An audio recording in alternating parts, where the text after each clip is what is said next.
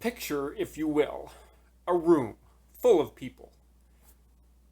Full of people on one side, full of people on the other side. Imagine, if you will, a row of boxes in front of each line of people. Picture the boxes full of Bibles. And picture, at the start of the gun, the people on this side and the people on this side pulling those Bibles out of the boxes and then throwing them at each other as hard and as fast as they can, trying to knock the other team down. Imagine Bible wars. Funny picture, huh? For those of you that remember the Twilight Zone. Funny thing is this actually happens. Right? We've seen it all over YouTube. No, they're not literally throwing physical Bibles at each other, but they're throwing the Bible at each other constantly. People over here have this view, and they back it up with 426 Bible verses. And the people over here have the opposing view, and they back it up with 723 Bible verses. And they fling them back and forth, and both make their case. Well, let's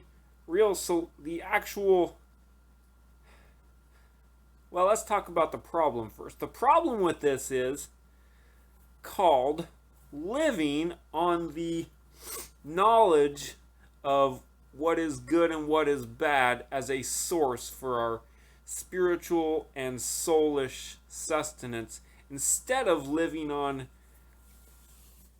life, who is God himself, as a source of spiritual and soulish sustenance. Because when you do the one, you have to decide what is good for yourself, defend it in your own strength, and you got your pride to defend. When you're living on life, God, his Spirit, and Christ, who is life, who all three are life, your goals become love, to love other people and give life to them. And you do not have to decide what's right for yourself and defend your position and have any pride. Tree of knowledge of good and evil, tree of life. The solution is for all of us, because I have done what I'm talking about, it's always the choir preaching on this channel. Yes!